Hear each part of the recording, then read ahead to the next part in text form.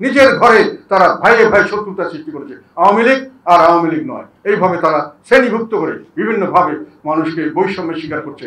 একটা ছেলে শহীদ হয়েছে, ডকুমেন্টটা আমি ইয়ে করার চেষ্টা করছি, গুলি খেয়েছে আমাদের দলের লোক, এবং দলীয় নাম দিয়ে তাদেরকে মামলা দেওয়া হয়েছে বিগত সরকারের আমলে, যে জাতীয় পার্টির এই পর্যায়ের নেতা এইখানে আন্দোলনে অংশগ্রহণ করেছে, এই কারণে তাকে এই সন্ত্রাসের মামলা ইত্যাদি এক একজনকে 4-5টি সরকারের মামলা দেওয়া হয়েছে। সেখানে আমাদেরকে পরবর্তীকালে আমরা পার্টিদের যৌথ সভা আহ্বান করেছিলাম 28শে জুলাই। সেই সভায় আমরা সর্বাত্মকভাবে এই সংগ্রামকে সমর্থন জানিয়েছি জাতীয় পার্টির তরফ থেকে, এবং প্রেস কনফারেন্স করে সেটা জানিয়ে দেওয়া হচ্ছে। সেখানে আমরা এটাও বলেছি যে নির্বিচারে যা হত্যা করা হচ্ছে ছাত্রদের, তার বিচার চাই, এবং তার এই সমস্ত বিষয়ে তাদের ক্ষতিপূরণ দেওয়া উচিত, তাদের যথাযথভাবে তাদেরকে সমাজে এবং যারা তাদেরকে রিহেবিলিট করা উচিত যারা আহত হয়েছেন।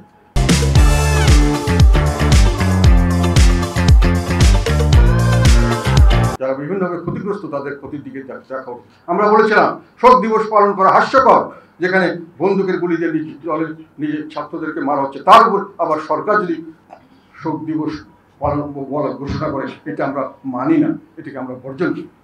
কে বলেছে? জাতীয় পার্টি বলেছে। আমরা বলেছিলাম যারা এই আন্দোলনে যারা অংশগ্রহণ করছেন তারা একটা বড় দানবীয় শক্তির বিরুদ্ধে সংগ্রামে লিপ্ত হয়েছেন, যে শক্তিতে বিভিন্ন রাজনৈতিক দল, আমরা বিভিন্ন রাজনৈতিক নেতৃত্ব যেই শক্তিকে আমরা টলাতে পারিনি, তারা তাকে টলিয়ে দিয়ে সাহস করেছেন, বুকে রক্ত দেওয়ার জন্য প্রস্তুত হয়েছেন। তার জন্য আমি তাদেরকে বীর মুক্তি সেনা হিসেবে আখ্যায়িত করতে চাই। কে বলেছে? জাতীয় পার্টি বলেছে। এবং আমরা সর্বাত্মকভাবে সর্বসময় তাদের পাশে থাকার অঙ্গীকার দিয়েছিলাম, এবং পাশে ছিলাম। আমাদের ক্ষুদ্র শক্তি যতটুকু যেখানে আছে সেখানে আমরা ঝাঁপিয়ে পড়েছিলাম, এবং জায়গায় সমস্ত জায়গায় আমরা একের পর এক এর বিরুদ্ধে বিবৃতি দিয়েছি। আমরা মামলা যখন তাদেরকে জেলে নিয়ে যাওয়ার তাদেরকে ডিবি অফিসে আটক করা হলো, আমরা প্রতিবাদ জানিয়েছিলাম। আমি উকিল ঠিক করেছিলাম তাদের পক্ষে কাজ করার জন্য। বিভিন্ন সময় যখন মনে হয়েছে তাদের সাহায্য দরকার, আমরা বিভিন্নভাবে তাদেরকে সাহায্য করার চেষ্টা করেছি।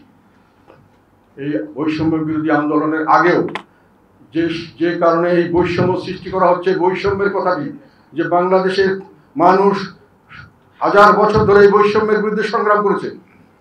এই বৈষম্যের বিরুদ্ধে সংগ্রাম করে তারা ব্রিটিশ সরকারকে হটিয়েছে, পাকিস্তান সরকারের বিরুদ্ধে তারা 21শে ফেব্রুয়ারিতে তারা ভাষা শহীদের, সেটা হলো বৈষম্য বিরোধী সংগ্রাম। পরে 6 দফা আন্দোলন দিয়েছে, সেটা হলো বৈষম্য বিরোধী আন্দোলন। সেখানে যখন সেই আন্দোলনে জয় লাভের করার জন্য যখন অন্য কোনো উপায় ছিল না, তখন তারা মুক্তিযুদ্ধ নয় স্বাধীনতা যুদ্ধ শুরু করেছিল।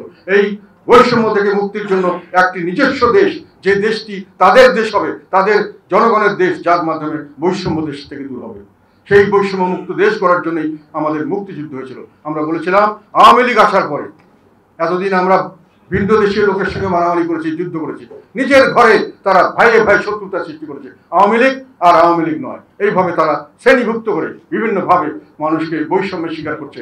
আওয়ামী লীগ হলে সমস্ত ব্যবসা বাণিজ্য চাকরি বাকরি তাদের দেওয়া হবে, না হলে তাদেরকে কিছু দেওয়া হবে না, তাদেরকে কোনো অধিকার দেওয়া হবে না। অলমোস্ট তাদেরকে একটি স্লেভ, কৃতদাসের জাতে পরিণত করার জন্য চেষ্টা করছে। কে বলেছে? জাতীয় পার্টি বলেছে, জিএম কাদের বলেছে। আর 5ই আগস্টের